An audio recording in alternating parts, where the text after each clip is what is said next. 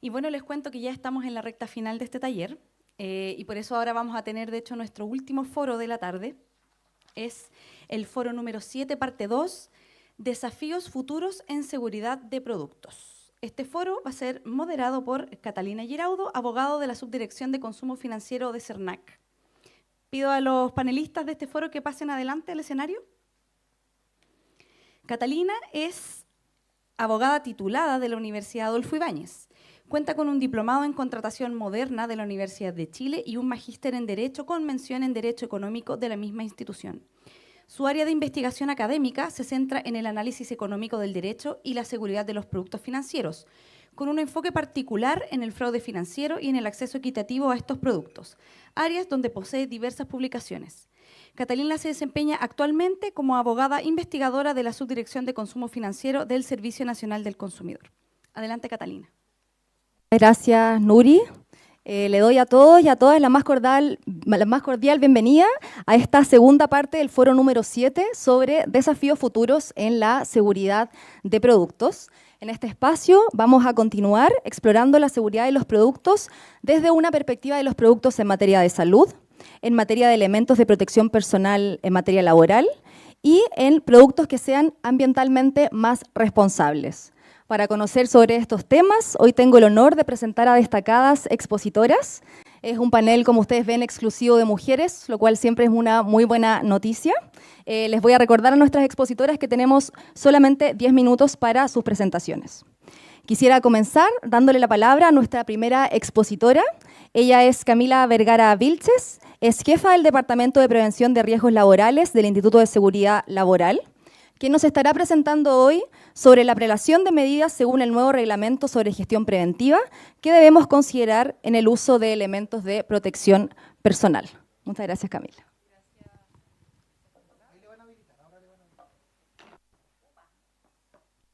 La presentación. Súper.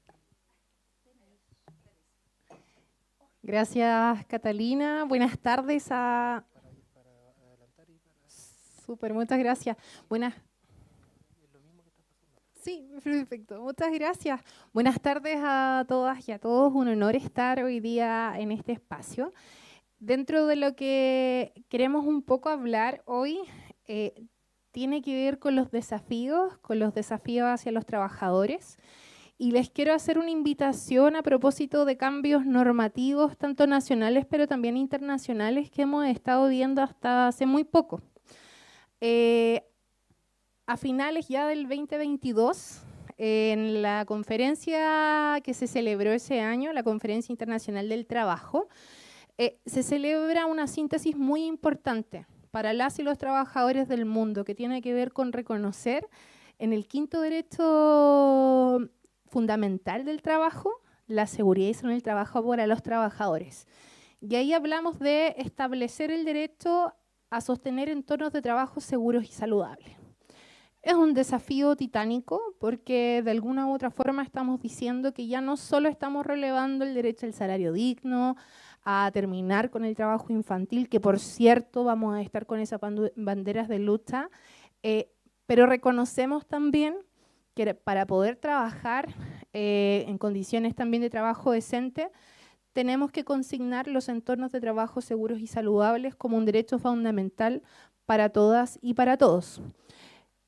Y eso nos obligó también a nuestro país, como miembro de la OIT, a poder establecer cambios normativos. Y es desde ahí que este año tuvimos la buena nueva de tener nuestro decreto supremo número 44. El cual establece el reglamento sobre gestión preventiva de riesgos laborales para un entorno de trabajo seguro y saludable. Pero eso, en síntesis, ¿qué es? Una, viene a derogar dos decretos súper importantes en el mundo del trabajo, que son el decreto 40 y el decreto 54, que son decretos que vienen a establecer ciertas mínimas en los centros de trabajo, en donde nos hablan de los comités paritarios, pero también nos hablan de los reglamentos de prevención de riesgos. Y nos hablan de los órganos que existan al interior de un centro de trabajo, como son los conocidos departamentos de prevención. Acá esta norma establece en síntesis dos grandes objetivos. Una, garantizar la seguridad y salud de las personas trabajadoras, y además introduce principios modernos y algunos, yo creo que más que nuevos, los viene a ratificar. Teníamos muchos decretos, mucha normativa, mucha circular dando vuelta, pero que no estaban a lo mejor establecidas en un decreto supremo y por lo tanto viene a aglutinar grandes normas en un puro cuerpo normativo, y eso es perfecto, porque hay que entender además que cuando nosotros hablamos del mundo del trabajo hoy día en Chile, hay que entender además cómo está compuesta, por ejemplo, la matriz productiva, en donde parte importante, por ejemplo, no son solo las grandes empresas, sino que las pequeñas y medianas empresas. Y ahí hay roles importantes también para entender en el cumplimiento normativo, porque en estas empresas tú no vas a tener, por ejemplo, gerentes de seguridad, no tienes comités paritarios y por lo tanto la norma tenía que actualizarse. Hay que recordar, cuando nosotros hablamos de seguridad y salud del trabajo, nos remitimos inmediatamente a la ley de accidentes, que fue nacida en 1968, en un Chile distinto al de hoy día, y que por lo tanto había que generar ciertas actualizaciones. Y en eso, una de las cosas que nos parece espectaculares en el decreto 44, que además de establecer figuras distintas a las que hoy día no estaban por norma, en donde reconoce que los centros más pequeños pudiesen, como no van a tener comités paritarios, van a tener delegados, y en el caso de cuando no van a tener departamentos de prevención, van a poder tener encargados, establece cuál va a ser la prelación de medidas que las entidades empleadoras van a regular. Y esto es súper importante porque cuando nosotros hablamos de, por ejemplo, cuáles son los desafíos en seguridad de los productos, inmediatamente uno piensa, ¿sabemos en qué momento, por ejemplo, el empleador tiene que ir a buscar elementos de protección personal? Y ahí yo, por cierto, recomiendo leer la norma, va a entrar en vigencia el 1 de febrero, porque estipula además la prelación de las medidas. Las entidades empleadoras tienen la obligación de bregar por la seguridad y salud de sus personas trabajadoras. Responsabilidad, o sea, no es su favor, es la responsabilidad. Y por lo tanto tienen que identificar los peligros y evaluar los riesgos. Cuando identificamos estos peligros y vamos a evaluar cuáles son los riesgos, los vamos a prelar desde los más críticos hacia abajo, es donde ahí vamos a establecer ciertas medidas. Y vamos a partir primero por evitar o eliminar los riesgos, que es una de las medidas que nosotros creemos que es la más efectiva, pero que no necesariamente siempre la vamos a poder efectuar. Hay trabajos que a veces nos obligan finalmente a buscar otro tipo de medidas, como son controlar los riesgos en su fuente. Ahí nosotros vemos como medidas ingenieriles, en donde tratamos de poner más bien aislar el riesgo, ya para que los trabajadores no se vayan a accidentar. Luego vamos a hablar de reducir los riesgos al mínimo posible, aquí aplicando más bien medidas organizacionales y administrativas. Ahí vemos los temas de turno, entre otras cosas. Y por último, porque nosotros siempre decimos que en realidad el uso de elementos de protección personal son más bien el último, ¿ya? Porque ahí estamos interviniendo directamente a la persona trabajadora. Pero si llegamos a esa instancia, por cierto, tenemos que velar que lo que vamos a ocupar sea lo adecuado y que vaya a cumplir con la finalidad, que es que el trabajador o la trabajadora no se vaya a accidentar o no se vaya a morir. Y en eso hay cosas que hay que recordar rápidamente. En el artículo 13 del decreto que regula el uso de los elementos de protección personal, se habla de, primero, hay que recordar que la provisión es obligatoria y es de responsabilidad del empleador. O sea, acá no se le puede cobrar a las personas trabajadoras por el uso de los elementos de protección personal. El empleador se debe hacer cargo de provisionar estos elementos. Por otro lado, debe asegurar que estén certificados. La certificación de calidad lo establece el decreto y ahí es muy importante mirar las especificaciones del Instituto de Salud Pública. Las certificaciones las da dicha institución. Yo ahí también recomiendo que cada vez que tengamos que ver el uso de este tipo de elementos, vamos a las guías y manuales que tiene establecido el Instituto de Salud Pública. Hay una biblioteca súper interesante cuando nosotros nos ponemos a mirar además distintos riesgos, en los cuales es bastante fácil entender también la normativa, porque además por distintos tipos de PP vamos a encontrar ciertas recomendaciones que nos da esta institución que nos establece norma. Por otro lado, no es solo ya no es solo obligatorio que yo entregue el elemento de protección personal, que esté certificado, sino que además tengo que capacitar. No sirve de nada que yo entregue un insumo el cual mis trabajadores, mis personas trabajadoras no van a saber cómo utilizar. O sea, es como utilizar algo que en realidad incluso lo podría estar ocupando de mala forma, entonces no va a cumplir con su finalidad. Y además, obviamente, establecer un programa de mantenimiento para evitar que vaya a tener mal uso o que se vaya a deteriorar, y por lo tanto saber también cada cuánto tiempo además tengo que restituir ese elemento. Por cierto, yo ya les hablé que para poder también ocupar los EPP, nosotros vamos a ver las distintas medidas y luego cuando ya fijamos que es lo último que vamos a ocupar, eso lo hicimos además de la identificación de peligro y evaluación de los riesgos. Yo vuelvo a recordar, es importante asesorarnos a propósito de la normativa del Instituto de Salud Pública. Aquí yo tenía solo 10 minutos para hablar, pero les dejo esa invitación. Nosotros también en nuestra página, en isl.gov.cl, hacemos ciertas relaciones hacia eso y pueden encontrar también los links para ir a buscar esa normativa. Y por último, yo solo, ya para despedirme, creo que es importante cuando hablamos de la calidad de los productos, tenemos que buscar las certificaciones, tenemos que asesorarnos también antes de ir en la búsqueda de estas compras, porque las estamos ocupando, porque el fin en realidad de ocupar este tipo de productos no es cualquiera. Estamos hablando de proteger la vida de las y los trabajadores. Estamos hablando de avanzar en espacios de trabajo seguros y saludables. Estamos hablando de que el ocupar correctamente este tipo de elementos pudiese, por ejemplo, evitar una fatalidad. Y esto le da la oportunidad a un trabajador o una trabajadora a volver a su casa. Gracias, Catalina. Muchas gracias, Camila, por tu presentación y especialmente por tus recomendaciones muy actuales también, por cierto.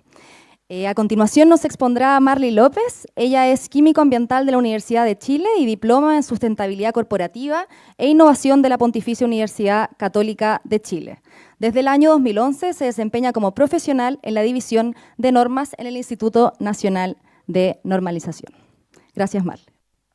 Muchas gracias. Primero quiero ver cómo... Ahí sí, perfecto.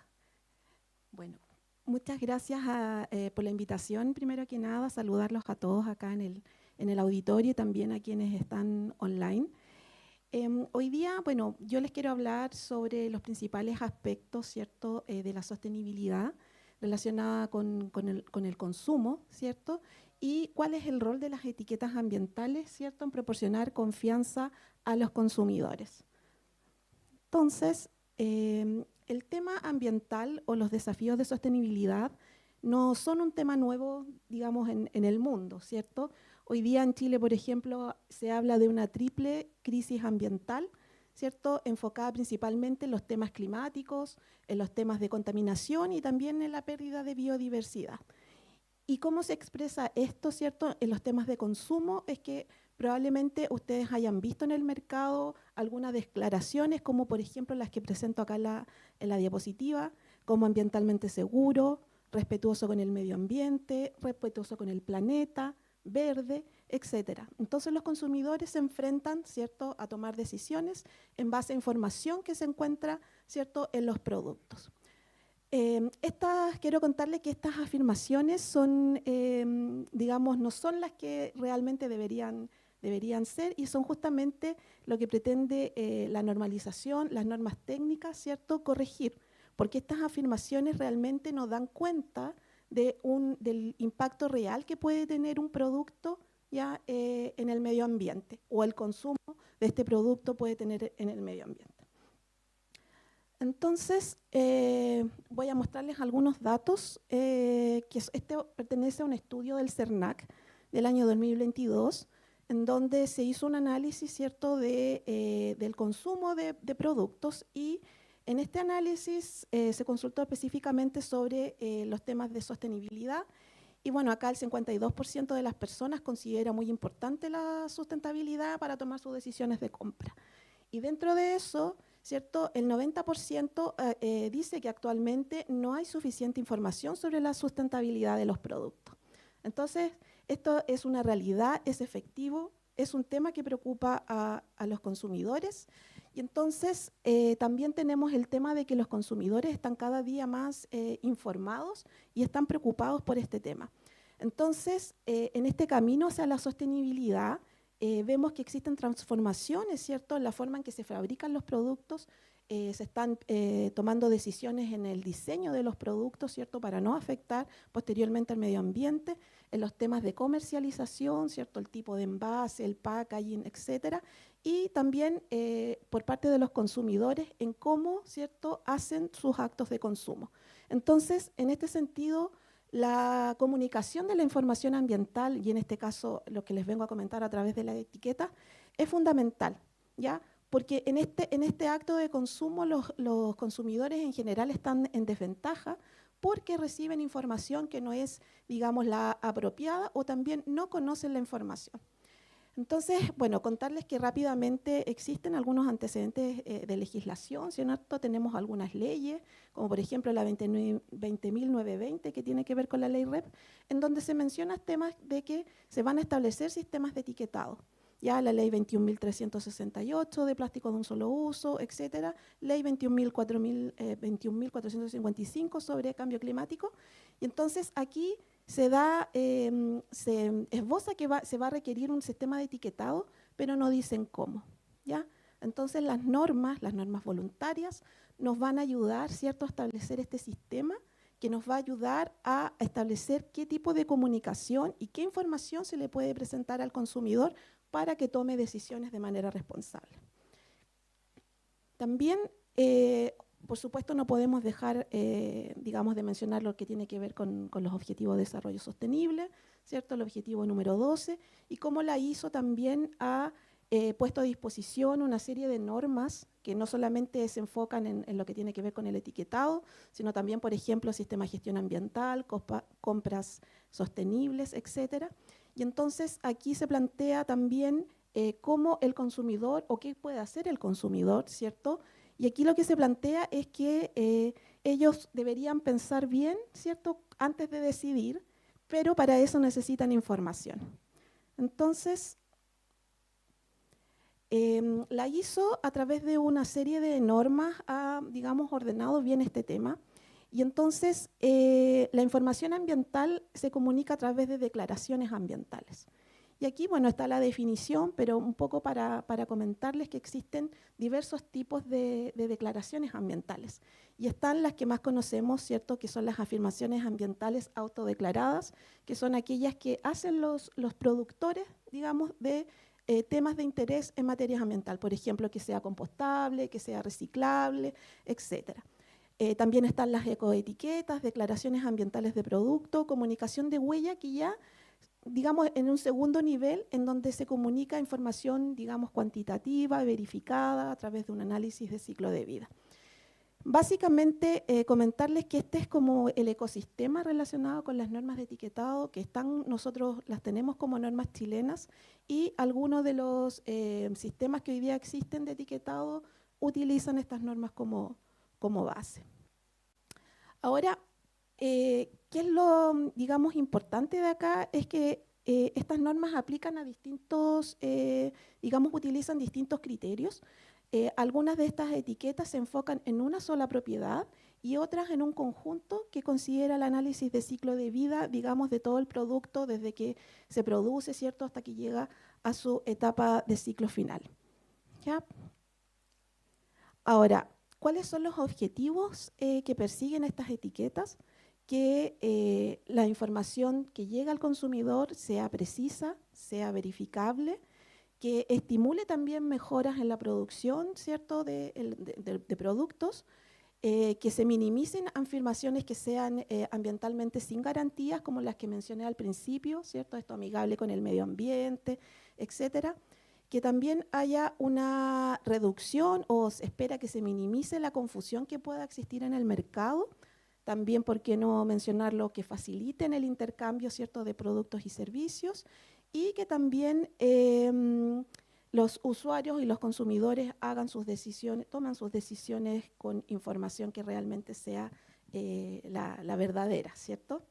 Entonces, dentro de los puntos importantes que cómo pueden ayudar estas etiquetas es otorgando confianza, ¿cierto?, y transparencia, ¿ya? Y las etiquetas y los sistemas hacen todo esto.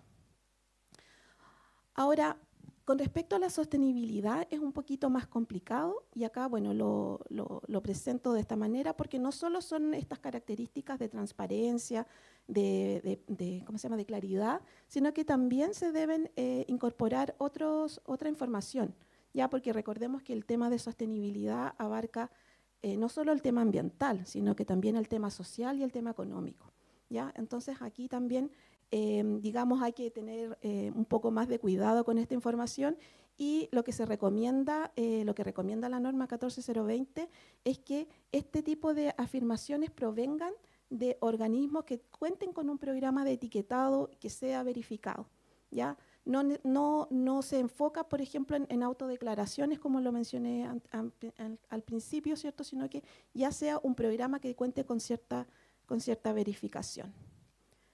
Entonces, ¿cuáles son los principales desafíos que hemos, digamos, analizado desde el punto de vista de las normas? En primer lugar, lo que se pretende es evitar el greenwashing, ¿cierto?, que es este lavado verde y decir, por ejemplo, productos que son ambientales y realmente no lo son. También, bueno, avanzar en un sistema de etiquetado con términos comunes y conocidos por los consumidores.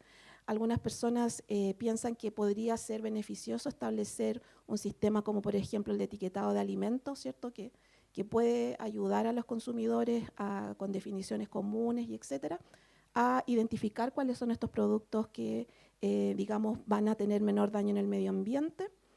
Otro punto importante es identificar cuáles son los atributos o características ambientales de los productos que tengan relación con sostenibilidad, ¿cierto? Y principalmente cómo se comunica esta información a los consumidores.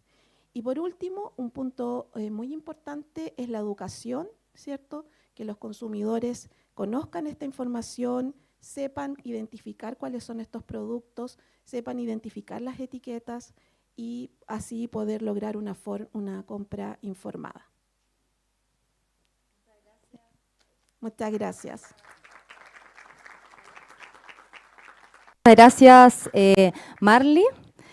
Para finalizar, nos expondrá María Graciela Rojas Donoso, quien es jefa de la sección de autorización y registros de dispositivos médicos de la Agencia Nacional de Dispositivos Médicos. Ella nos presentará una presentación sobre los desafíos de la regulación para garantizar la seguridad y desempeño de los dispositivos médicos en nuestro país. Como mencionó, soy del Instituto de Salud Pública de Chile, encargado de la regulación de dispositivos médicos, de productos farmacéuticos, cosméticos también, y otras áreas técnicas. Yo vengo por el departamento ANDIT, que es la Agencia Nacional de Dispositivos Médicos, y voy a hablarle de la regulación de dispositivos médicos en Chile, ¿ya? Mi nombre es María Graciela Rojas, trabajo hace 20 y tantos años en esta misma área, así que, bueno, voy a comentarles nuestra situación, ¿ya? Los dispositivos médicos son productos que se utilizan ampliamente en la salud, ¿cierto?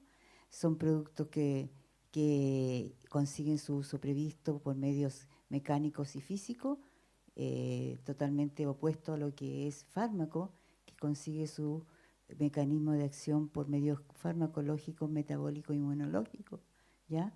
¿Para qué son estos productos? Ya para prevenir, diagnosticar, tratar una enfermedad, ¿ya? También tenemos los dispositivos médicos de diagnóstico in vitro, que otra área de lo que es dispositivos médicos, que son todos aquellos productos que se utilizan, por ejemplo, en los laboratorios clínicos para hacer exámenes en una muestra obtenida del cuerpo humano, ¿ya?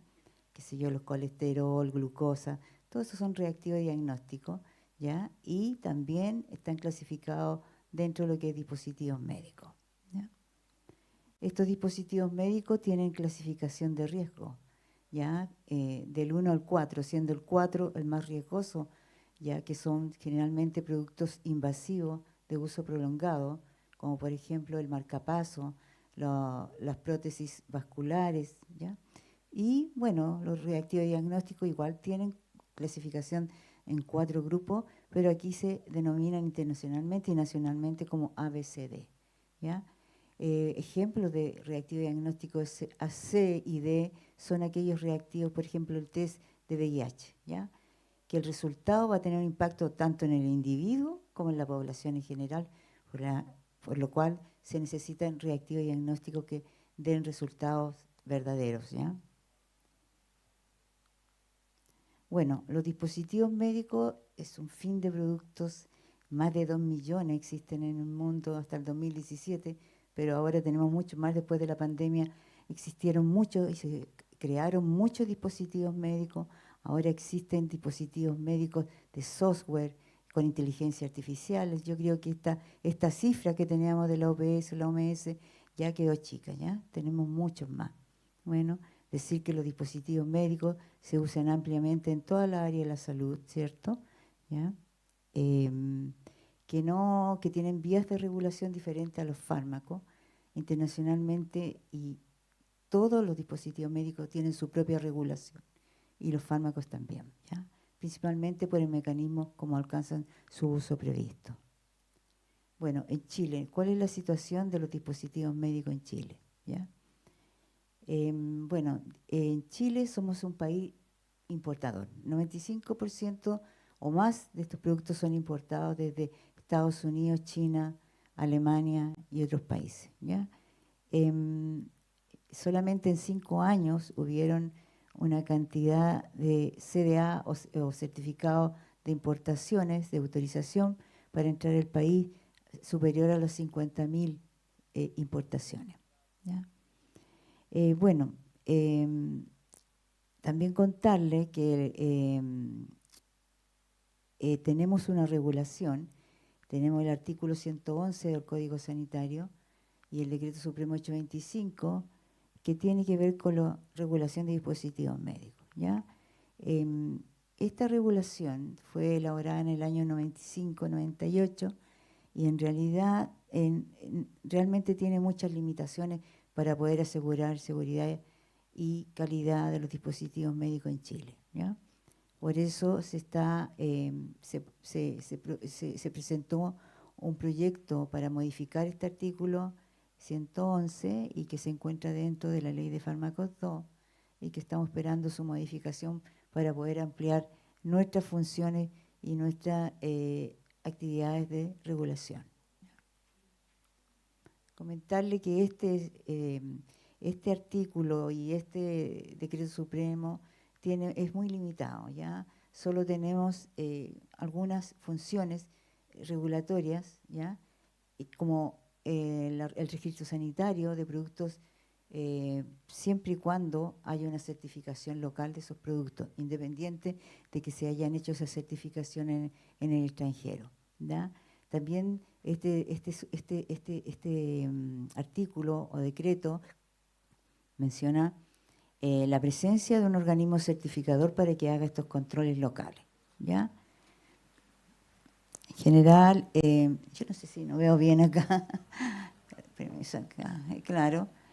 Bueno, también contarle que lo que es fiscalización, que es una tarea regulatoria, en este momento nosotros no tenemos esa función, la tiene un organismo que es más transversal, que son los CEREMI de salud, ¿ya? Bueno, también la vigilancia post-comercialización está en este artículo 111 y Decreto Supremo 825, pero está limitada a los productos que están en control sanitario, ¿ya? ¿Qué tenemos en control sanitario actualmente? Solo 9 productos. ¿ya? Generalmente uso masivo, ¿ya? Tenemos los guantes quirúrgicos, lo de examinación, la aguja y jeringa, ¿cierto? ¿Ya? Los preservativos femenino y masculino, ¿ya? Los desfibriladores, y tenemos los test de VIH, autotest y de uso profesional. Solamente eso de un sinfín de productos que ingresan al país y se comercializan, ¿ya? ¿Qué recomienda las organizaciones internacionales de armonización como la OPS, o la OMS, perdón?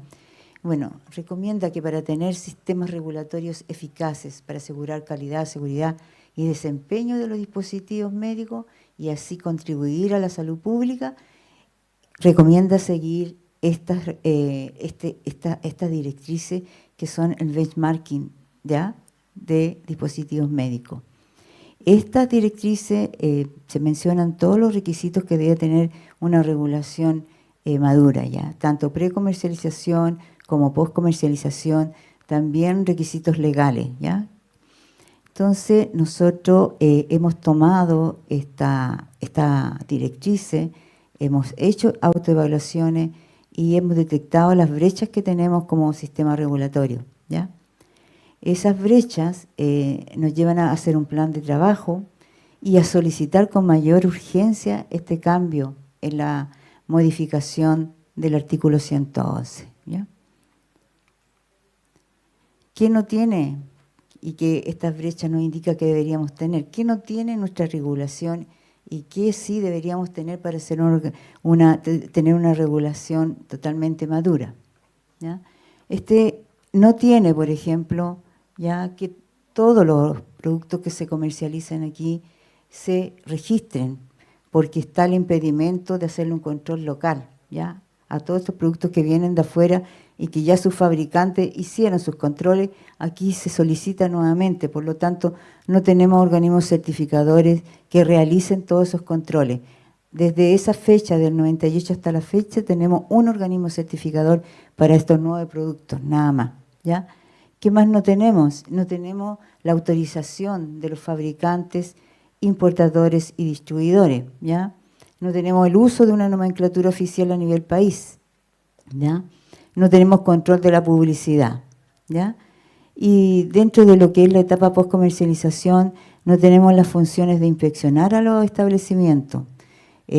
Tampoco tenemos mecanismos de retiro del mercado por parte de la autoridad, ¿ya? Todas esas son nuestras falencias. ¿Y qué hemos hecho? Por ejemplo, aquí se nos han presentado varios problemas de evento o problemas de calidad de dispositivos médicos, ¿ya? Ahí ven el marcapaso, lentes intraoculares, ¿ya? Soluciones de diálisis, ventiladores. Generalmente estos productos vienen de afuera, son importados. ¿Por qué nosotros estamos limitados? Ya, primero no los registramos, no sabemos cómo es su calidad, seguridad y eficacia. Pero segundo, tenemos problemas para identificar dónde están estos productos. Como no tenemos las empresas inscritas, tenemos muchos problemas para poder identificar y cerciorarse de que se han retirado los productos con falla. Bueno, al no tener ya todas estas cosas que le mencioné, y lo que nos está pasando ahora último es que como no hay control de la publicidad, se han presentado productos que le otorgan cualidades sanitarias, ya como la Ether 5, que es un cajón eléctrico que dice que es un dispositivo médico y que cura hasta el cáncer. Entonces, nos hemos encontrado con ese tipo de problemas acá, ¿ya?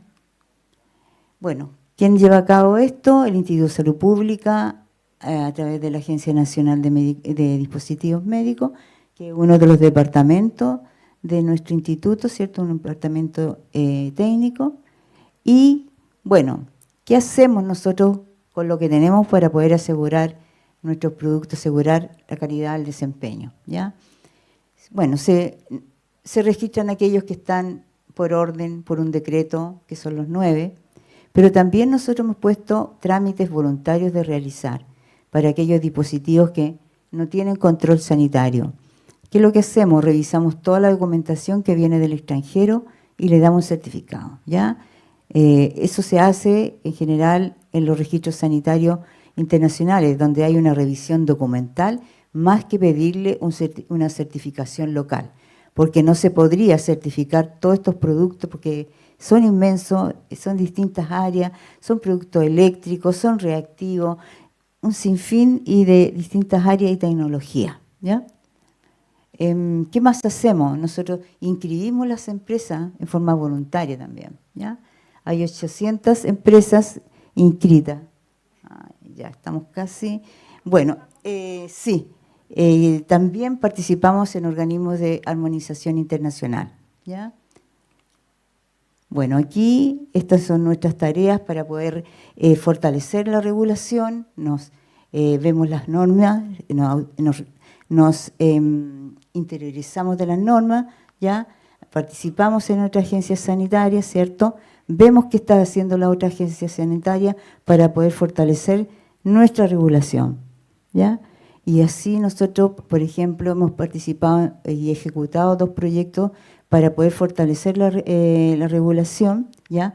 Con apoyo de la Corfo y del BID, ¿cierto? Y donde se han generado proyectos y planes de trabajo para poder soslayar todas estas limitaciones y siempre esperando nuestra modificación del artículo 111 para llevar a cabo todas las funciones que tiene una agencia regulatoria madura, como se menciona en la OMS. Eso fue ahora. Muchas gracias, María Graciela, y también agradecerles a todas nuestras expositoras que estuvieron esta tarde con nosotros.